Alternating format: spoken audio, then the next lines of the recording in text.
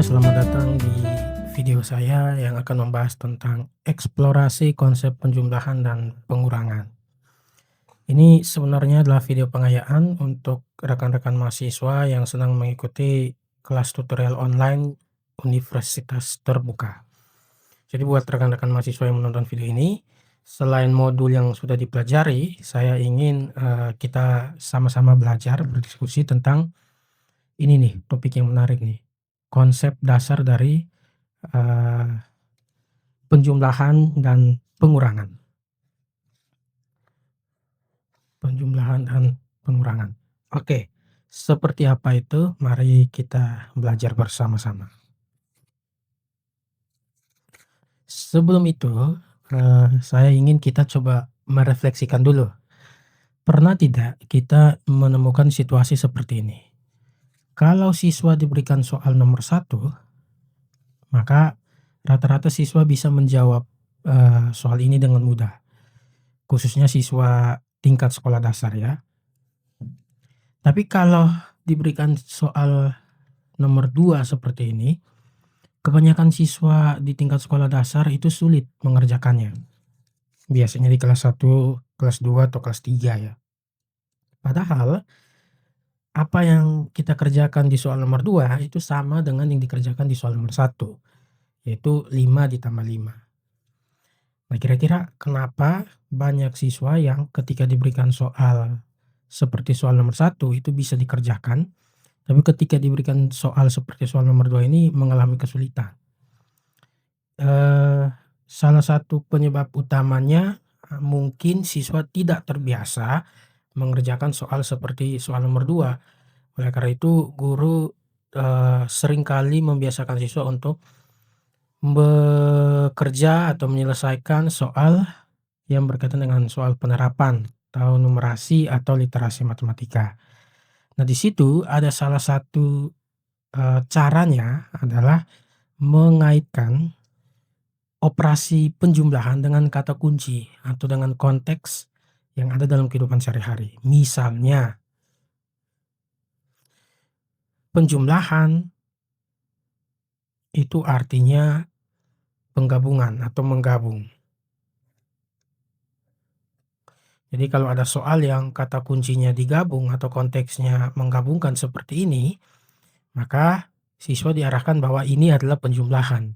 Sehingga, oh, siswa tahu hasilnya 5 karena digabung maka akan ditambah dengan 5. Itu salah satu pendekatan yang, cukup efektif bagaimana mengantarkan siswa untuk memahami dari penjumlahan menggunakan simbol ke dalam kehidupan sehari-hari. Tapi kalau penjumlahan itu adalah penggabungan, jika dibalik apakah berlaku juga? Ini pertanyaannya. Apakah menggabungkan selalu merupakan penjumlahan? Kita lihat. Kalau soalnya seperti tadi, konteksnya atau kata kuncinya digabung, maka penyelesaiannya menggunakan penjumlahan 5 ditambah 5. Oke. Tapi kalau soalnya seperti ini, Renat memiliki 5 potong kue yang disimpan di dalam kulkas. Sepulang dari sekolah, Renat membeli beberapa potong kue lagi dengan sisa uang jajannya. Setelah digabung, kata kuncinya juga menggunakan kata digabung. Renat ternyata mempunyai 11 potong kue. Berapa banyak potong kue yang dibeli Renat sepulang sekolah? Di sini ada 5, lalu ada 11, lalu ada digabung. Apakah banyaknya potong kue yang dibeli Renat adalah 5 ditambah 11? Jawabannya tidak ya.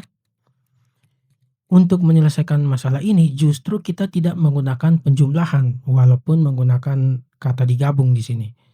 Tapi kita menggunakan pengurangan, 11 dikurangi 5, hasilnya 6. Jadi ketika Renat punya 5 potong kue yang disimpan di kulkas, lalu digabung dengan beberapa potong kue, hasilnya 11, maka beberapa potong kue yang digabung itu banyaknya ada 6. Jadi 5 digabung dengan 6 hasilnya 11. Nah, dari sini kita lihat bahwa Konsep digabung atau ide digabung itu tidak selamanya berkaitan dengan penjumlahan, bisa juga berkaitan dengan pengurangan. Nah ini yang, sering sekali terlewat dalam pembelajaran di kelas. Itu untuk, menggabungkan dengan penjumlahan. Lalu sekarang kalau pengurangan bagaimana? Biasanya pengurangan itu dikaitkan dengan kata kuncinya atau konteksnya mengambil, memisahkan, membawa, dan lain-lain. Contohnya seperti ini, Rachel memiliki 5 permen. Ia kemudian mengambil, kata kuncinya mengambil, konteksnya mengambil, ia kemudian mengambil 3 permen untuk dibagikan ke 3 orang temannya. Berapa banyak permen yang dimiliki Rachel setelah dibagi ke teman-temannya? Bagaimana caranya? Ini 5 dikurangi 3 sehingga didapat sisa permennya adalah 2. Nah, untuk contoh soal ini jelas bahwa ketika konteksnya mengambil, kita menggunakan operasi pengurangan. Tapi apakah selalu seperti itu? Contoh yang berikut, Rachel memiliki beberapa permen. Ia kemudian mengambil 5 permen.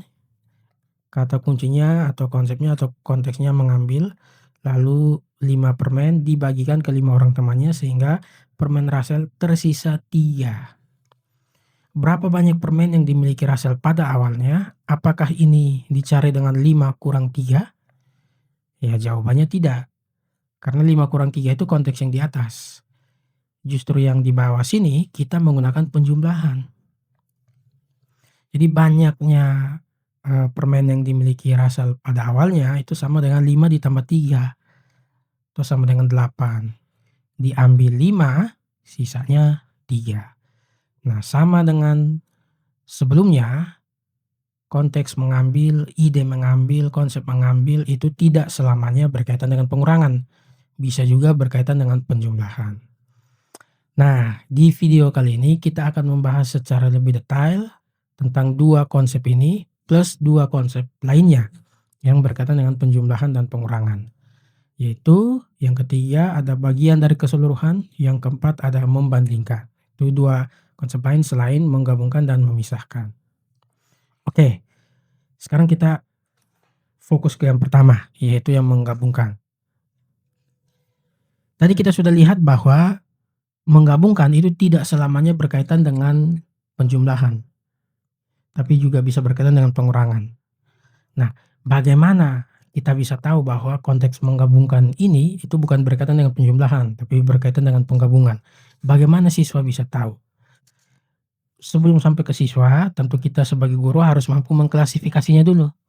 Biar lebih mudah, mari kita lihat dari, bagian yang saya bagi 3 ini. Jadi ketika konteksnya menggabungkan, paling tidak ada 3 bagian ini. Bagian yang pertama ada bagian awal, itu total benda atau banyaknya kuantitas pada awalnya, lalu digabung bagian kedua itu kuantitas yang akan digabungkan dengan bagian awal, sehingga menghasilkan bagian yang ketiga yaitu bagian akhir atau totalnya. Setelah awal digabung menghasilkan totalnya di akhir. Nah, apa yang ditanyakan pada soal itu nanti akan mempengaruhi kita menggunakan penjumlahan atau pengurangan. Misalnya begini, soal yang pertama. Revan mempunyai 10 kelereng. Nah, 10 kelereng ini bagian apa? Ini bagian awal. Ini bagian 1 atau bagian awal. Kemudian digabungkan dengan 5 kelereng lagi. 5 kelereng itu bagian apa? Bagian keduanya. Bagian yang digabungkan. Berapa banyak kelereng yang dimiliki Revan? Berarti yang ditanyakan bagian keberapa? Bagian ketiga atau bagian akhirnya. Karena yang ditanya berapa banyak kelereng yang dimiliki Revan, cara carinya ya dari 10 ditambah 5. Digabung ya, sama dengan 15. Nah, dari sini kita bisa lihat bahwa kalau di soal yang ditanyakan itu bagian akhir, maka operasi yang digunakan adalah penjumlahan. Tuh. Kalau soalnya seperti ini, Revan mempunyai beberapa kelereng, kemudian digabung dengan 5 kelereng lagi. Nah, 5 kelereng ini bagian apa? Bagian digabung atau bagian kedua. Sehingga total kelereng yang dimiliki Revan sebanyak 12 kelereng. 12 itu bagian apa? Bagian akhir. Berapa banyak kelereng yang dimiliki Revan pada awalnya? Banyaknya kelereng yang dimiliki Revan pada awalnya itu didapat dari totalnya 12 dikurangi dengan 5 yang digabung. Hasilnya adalah 7. Jadi pada awalnya Revan memiliki 7 kelereng digabung dengan 5, maka totalnya 12. Jadi di sini kita bisa lihat kalau yang ditanya itu bagian pertama atau bagian awal, operasi yang digunakan pengurangan. Berbeda dengan yang kalau ditanya bagian akhir. Terakhir, bagaimana kalau yang ditanya adalah bagian yang kedua atau bagian yang digabung? Contohnya seperti ini. Ketika digabungkan beberapa kelereng, kelereng Revan menjadi 14 buah. Berarti 14 ini bagian ketiga akhirnya. Jika awalnya Revan memiliki 10 kelereng, berarti ini bagian pertama awalnya. Berapa banyak kelereng yang digabungkan? Didapat dari 14 dikurangi 10 sama dengan 4. Jadi awalnya punya 10 digabung dengan 4 jadinya 14. Sehingga di sini kalau yang ditanyakan itu bagian yang digabung, kita menggunakan operasi pengurangan. Sehingga kesimpulannya apa? Dalam konteks menggabungkan, hanya akan menggunakan operasi penjumlahan jika yang ditanyakan itu akhirnya, total akhirnya. Kalau yang ditanyakan itu bagian awalnya atau bagian yang digabungnya, kita menggunakan operasi pengurangan di situ. Oke, itu untuk menggabungkan. Kalau mengurangkan bagaimana atau memisahkan? Sama, kita coba bagi dalam 3 bagian dulu. Bagian pertama itu bagian awalnya, bagian kedua itu bagian yang diambil, bagian ketiga itu bagian akhirnya. Contoh yang pertama, Elma mempunyai 15 buku tulis, berarti ini bagian pertama atau bagian awal. Ia mengambil 5 buah, bagian kedua, bagian yang diambil, untuk dibawa ke sekolah. Berapa sisa ya, bukan siswa. Berapa sisa buku tulis yang tidak dibawa ke sekolah? Tinggal 15 dikurangi 5 sama dengan 10. Jadi kalau yang ditanya bagian akhir dalam konteks memisahkan, kita menggunakan operasi pengurangan. Yang kedua, Elma mempunyai beberapa buku tulis. Jika ia membawa 10 ke sekolah, berarti 10 ini bagian kedua, bagian yang diambil. Maka sisa di rumah sebanyak 7 buah. 7 ini bagian akhirnya. Berapa banyak buku tulis Elma pada awalnya? Didapatnya bagaimana? Ya, 10 ditambah 7, 17. Jadi awalnya punya 17, diambil 10 ke sekolah, maka betul sisanya hanya 7. Jadi dalam konteks memisahkan, kalau yang ditanya adalah bagian awal, maka kita menggunakan operasi penjumlahan. Lalu bagaimana kalau yang ditanya bagian yang kedua atau yang diambil? Elma mempunyai 20 buku tulis di rumah. Ia membawa beberapa ke sekolah. 20 ini tadi bagian awal berarti ya. Ia membawa beberapa ke sekolah sehingga yang di rumah tersisa 11. 11 ini bagian akhirnya. Berapa banyak buku tulis yang dibawa Elma? Kita dapat 20 dikurangi 11 itu sama dengan 9. Artinya Elma punya 20 buku tulis terus dibawa 9, maka sisanya di rumah 11. Nah, dari sini kita lihat kalau yang ditanya itu bagian kedua atau bagian yang diambil, operasi yang digunakan tetap pengurangan. Nah, menarik ya, rekan-rekan semua.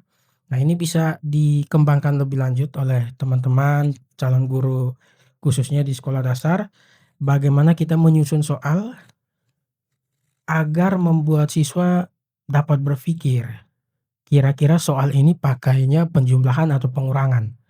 Jadi tidak sekedar menghafal. Nah, itu baru 2 konteks awal tentang menggabungkan dan memisahkan. Sekarang coba kita lihat konteks atau konsep yang berikutnya, yaitu bagian dari keseluruhan. Biar bisa mudah dibayangi, kita lihat bagian yang warna hijau ini adalah bagian keseluruhan. Nah, hijau ini terbagi menjadi 2 bagian, yaitu saya gambar saja yang ini. Di bagian biru yang pertama kita sebut ini bagian satu, yang ini bagian 2. Jadi bagian satu dan bagian 2 ketika digabung jadinya yang hijau ini keseluruhan. Nah, ini juga berkaitan dengan operasi yang akan digunakan. Ketika yang ditanyakan keseluruhan, kita pakai penjumlahan atau pengurangan. Contohnya begini, Revan memiliki 10 kelereng dan Ciko memiliki 15 kelereng. Ini awalnya Revan memiliki 10 kelereng, katakanlah begini. Bagian kedua 15 kelereng di sini. Berapa banyak kelereng yang dimiliki mereka? Berarti yang ditanyakan adalah penggabungannya. Penggabungan dari 10 kelereng Revan dan 15 kelereng Ciko. Maka totalnya adalah ya tinggal 10 ditambah 15 sama dengan 25. Artinya kalau yang ditanya itu bagian keseluruhannya, kita pakai operasi penjumlahan. Bagaimana kalau yang ditanya itu hanya bagiannya, bukan keseluruhannya? Revan memiliki 12 buah kelereng. Ini total semuanya ini 12 ya. 7 kelereng di antaranya berwarna hijau. Jadi katakanlah ini 7-nya berwarna hijau di sini. Sisanya berwarna merah. Berapa banyak kelereng berwarna merah yang dimiliki Revan? Ini bagian berikutnya yang ditanyakan. Nah, cara kita mencari bagian berikutnya bagaimana? Bagian kelereng yang berwarna merah, kita kurangi. 12 dikurangi 7 sama dengan 5. Jadi bagian kelereng yang berwarna merah itu sama dengan 5 buah. Nah, dari sini kita lihat kalau yang ditanya itu bukan keseluruhan tapi bagian, maka operasi yang kita gunakan adalah operasi pengurangan. Oke, mudah-mudahan bisa memberikan sudut pandang baru, ide untuk rekan-rekan mahasiswa, calon guru matematika di tingkat sekolah dasar. Itu bagian ketiga atau konsep yang ketiga, bagian dari keseluruhan. Sekarang yang keempat, kita ada konsep yang menarik juga yaitu perbandingan. Maksudnya begini, dari gambar ini ya, pertama kita punya persegi panjang biru ini yang akan kita bandingkan dengan persegi panjang kuning ini. Fokus ke kuning ini dulu ya. Dari sini kita bisa melihat bahwa persegi panjang yang biru ini adalah persegi panjang yang lebih besar. Sedangkan persegi panjang yang kuning ini adalah persegi panjang yang lebih kecil, atau bagian yang lebih kecil. Yang hijau ini apa? Yang hijau ini selisih di antara keduanya. Jadi selisih di antara bagian yang lebih besar dengan bagian yang lebih kecil itu yang hijau ini. Nah, pertanyaan terkait bagian yang lebih besar, bagian yang lebih kecil, atau selisih itu juga menentukan operasi apa yang akan kita gunakan. Contoh nomor 1. Revan mempunyai 10 kelereng dan Ciko memiliki 15 kelereng. Maka kelereng Ciko lebih banyak titik-titik dibandingkan dengan kelereng Revan. Ini yang ditanyakan adalah selisihnya. Revan punya 10, Ciko punya 15. Maka kelereng Ciko lebih banyak berapa? 15 dikurangi 10 sama dengan 5. Jadi banyaknya kelereng Ciko ya 5 lebih banyak dibandingkan dengan kelereng Revan. Jadi kalau yang ditanyakan itu selisihnya, kita pakai pengurangan. Nah, ini sesuatu yang mungkin cukup dikenal dalam kehidupan sehari-hari. Kalau selisih berarti berkaitan dengan pengurangan. Contoh yang kedua, Revan memiliki 2 buah kelereng lebih banyak dari Ciko. Jika Ciko memiliki 7 buah kelereng, berapa banyak kelereng yang dimiliki Revan? Ini berkaitan dengan bagian yang lebih besar. Revan memiliki 2 buah kelereng lebih banyak dari Ciko. Kalau Ciko punya 7, punyanya Revan berapa? Ya 7 ditambah 2 sama dengan 9. Jadi kalau yang ditanyakan adalah bagian yang lebih besar, operasi yang digunakan adalah penjumlahan. Lalu yang ketiga, Revan memiliki 2 buah kelereng lebih sedikit dari Ciko. Ini berkaitan dengan bagian yang lebih kecil. Jika Ciko memiliki 7 buah kelereng, berapa banyak kelereng yang dimiliki Revan? 7 dikurangi 2 sama dengan 5. Jadi kalau yang ditanyakan adalah bagian yang lebih kecil, maka operasi yang kita gunakan adalah pengurangan. Nah, kira-kira itu, penjelasan singkat terkait 4 konteks atau 4 konsep atau 4 ide dasar yang berkaitan dengan penjumlahan dan pengurangan. Ada menggabungkan, ada memisahkan, ada bagian dari keseluruhan, ada membandingkan. Nah, semoga ini, memberikan sudut pandang baru bagi rekan-rekan mahasiswa semua atau teman-teman yang, tidak sengaja menonton video ini, mudah-mudahan bisa bermanfaat. Harapannya teman-teman nanti bisa mengembangkan yang lebih baik lagi untuk rancangan pembelajaran, media pembelajaran, contoh soal, berdasarkan 4 ide ini atau 4 konteks ini. Oke, sekian, video pengantar atau video pengayaan untuk sesi yang pertama, semoga kita bisa berdiskusi lagi untuk sesi-sesi berikutnya. Terima kasih teman-teman semua dan tetap semangat.